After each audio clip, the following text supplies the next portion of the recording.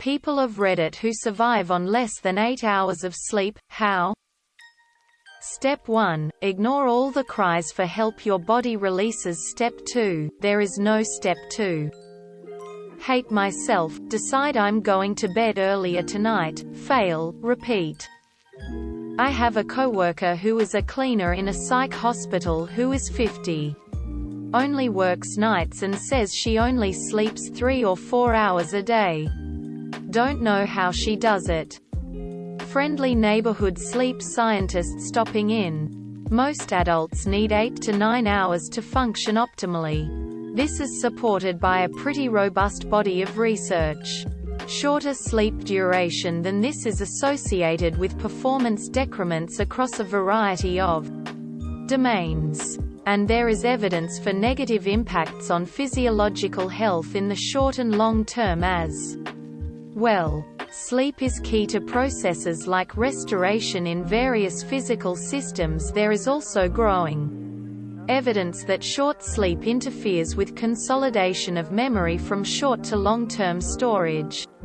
Sleep and relationships also appear to affect each other reciprocally. Good relationships promote good sleep, and bad sleep can hurt relationship functioning. TL. Drive. It's bad for you, bro. For the vast majority of people. Anyway. Even if it feels like it isn't, sleeping too much is also associated with negative outcomes. For example, sleeping more than 9 hours is predictive of elevated cardiovascular risk. There is limited but growing evidence that some people are true short sleepers, who may experience fewer or no apparent negative cognitive or physiologist effects of short sleep. This phenomenon is poorly understood, but is being investigated increasingly. Research is slowed in part by the difficulty of finding participants who are true short sleepers. But it is clear that most of us are not in this category, even if we think we are.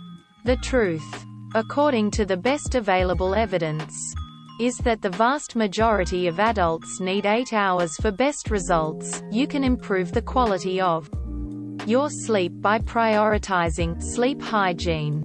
This includes having a regular bed-wake time each day, even on the weekends. There's no such thing as catching up on lost sleep. Not in a true sense. You can't undo the damage completely.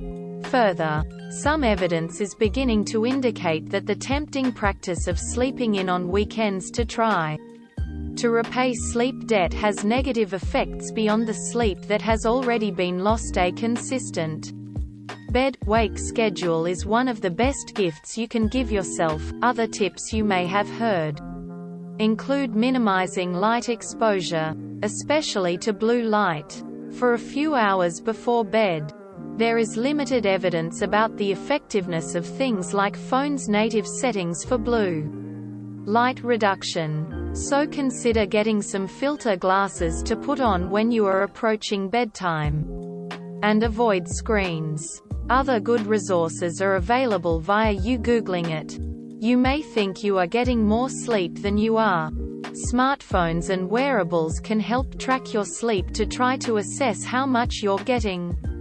Alexa can alert you if you snore at night, which can indicate sleep problems. This tech isn't as good as research-grade sleep actigraphy or polysomnography, but it's getting better. If you go this route, be sure you don't get obsessive about the data and quantifying or gamifying it. Good sleep is the goal, not making your phone happy at all costs. If you struggle with falling or staying asleep, the Veterans Administration has good, evidence-based smartphone apps you can download to help coach you and build good habits. Sweet dreams.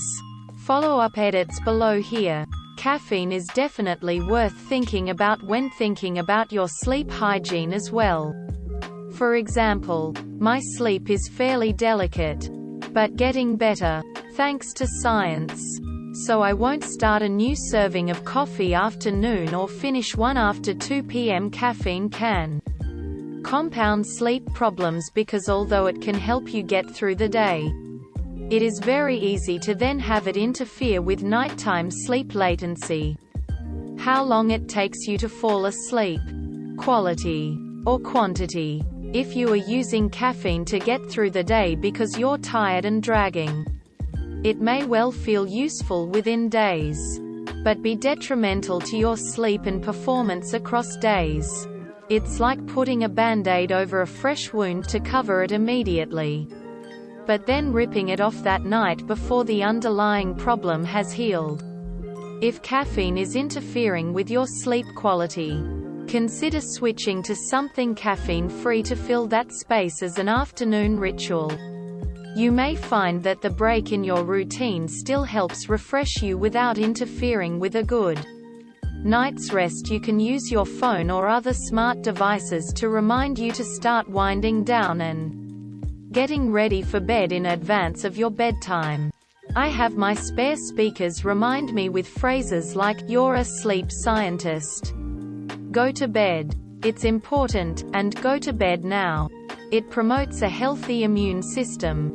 Additionally, pretty much any flat-screen TV has, buried in its annoying, hard-to-navigate settings menu, an auto-off timer feature.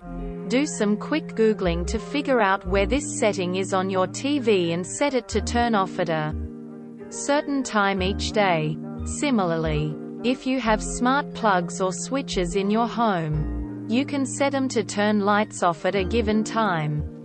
Mine are set to go off in advance of my mandatory bedtime. You only have to set this up once, and then every night. Your smart home will help nudge you toward bed. Sure, you might be tempted to turn the TV on to finish an episode or to turn the lights back on and finish the chapter you're reading. But anything you can do to decrease friction in the direction of your target bedtime and good sleep hygiene will help. A parting thought. I once heard a very eminent colleague speak on this subject, and he said, "If you were a sleep scientist, if you understood sleep and its importance the way I do, you would never shortchange yourself on another night of it." I found that quite sobering because I am a sleep scientist. I do understand the importance, and I was still shortchanging myself. Many cultures today have succumbed to the glorification of business, in which it is seen as some kind of badge of honor to not need much sleep. For almost all of us, however, 8 to 9 is the magic number, and we can't shortchange that fact, just ourselves. I remember one time in my life where I woke up feeling fully refreshed, and I've never forgot that moment ever since. I usually get somewhere between 5 to 7 hours sleep. There is a constant feeling of tiredness, but at some point you just learn to ignore it or get used to it and carry on. I do this neat little trick where I borrow a few hours from the end of my life every time I don't get enough sleep. Been doing it for years and I don't see any potential problems or downsides. Research revealed that around 3% of people are what is known as sleepless elite, meaning they can function perfectly normally on as little as 3 to 5 hours of sleep. It's an everyday superpower that I wish I had. Sadly, my mother seems to have the gene but not me. 6 or 7 is good enough for me. I feel fine with that much sleep. Better question is, who out there is actually getting 8 hours of sleep? Adapt. Improvise. Overcome. Slowly die of exhaustion. Nicotine, caffeine and hate. Sunlight is like caffeine in my veins. Caffeine. No choice. When you work 12-hour shifts with an hour commute, you don't have much of a choice. Team 6 to 7 hours here. It's totally normal for some people, lol. The simple fear to fail in society. I'm just functioning. Edit. Thanks for gold loudly crying. Hello other short sleeping people. Question. Do you experience that you notice that you are falling asleep and have started dreaming? But you are in the dream world and still half conscious of this. I will be in a conversation with my GF in bed. Start talking nonsense. Realize this and say we have to stop talking because I'm falling asleep. Is there anyone who can relate, or am I alone? You just stop caring about your health. That's how. Average of 6 hours per night. Got used to it after 1 or 2 weeks. 8 hours feels good, but enjoying my free time awake for 2 more hours sounds better. 6 to 7 is good. When I sleep more than that, I actually have a headache and feel groggy for the rest of the day. Not well.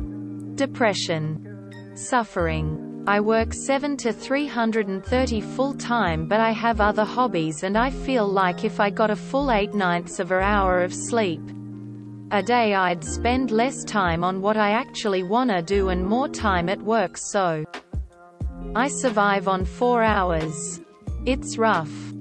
Coffee and cocaine and energy drinks to keep me running on 4 hours of sleep. Hello friend, the only problem I suffer from due to lack of sleep is violent mood swings. Fuck you. I function well on 6 hours. Anything more and I'm exhausted all day. A mixture of necessity. Far too many energy drinks. Mental health problems coming out of my arsenal.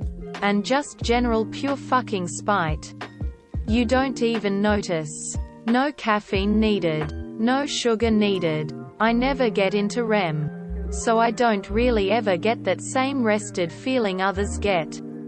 Been like this for years and body is just used to it. I envy people who can sleep a straight 8 hours. That sounds magical. People have time to get more than 8. I sleep in on the weekends. During the week I get 5 to 6 hours the most. Gradually I become more and more agitated and suicidal. Until Saturday, when I just lay in bed all day, and Sunday when I have a minor existential crisis and stay up all night. Monday rolls and rinse and repeat. No idea, just haven't died. I have a baby Sue, I don't have a choice. But how, you ask? Only just tears of joy. Coffee. Lots of coffee and depression keeps you awake with your mind racing with anxiety. I am currently running on about 2-ish hours of sleep. I couldn't fall asleep last night until about 4 a.m. And I have to get up to go to my babysitting job at 6:30. I'm at my job right now. And the kid is still asleep. I have a caffeinated drink.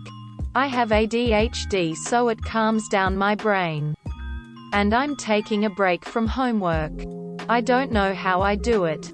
But I feel like maybe that isn't very healthy. It's hilarious that you think I have a fucking choice. Coffee and ibuprofen. There are tears involved. I'm surprised I'm still alive, tbh. Just banging my head against the wall to keep myself awake every day. Barely. Not everyone needs that amount of sleep daily. IDK, I get between 5 and 6 hours per night. I feel fine, mostly man shrugging, light skin tone. Newborn. 7 hours is more than enough for me. Sleeping 8 hours gives me a horrible headache. I also drink lots of coffee. I survived on around 3 to 4 a night. Sometimes I skip a night or 2 of sleep and I'm awake for 36 to 50 hours. Last night, for example, I got 2 hours and 11 minutes. I didn't realize this was a problem until I met my husband, who needs like 11 hours of sleep. He encouraged me to go to the doctor. I later found out that I have short sleeper syndrome, so I literally don't need more sleep. I rarely ever feel tired. No exaggeration. 4 to 5 hours. I've talked to doctors about it and I'm not sure what it is. I'm not terribly tired during the day, so I have no complaints. I took up running a few years ago and I've read a lot of books since I need to do something to kill the time between 4 to 6 a.m. irreversible damage to my body, naturally.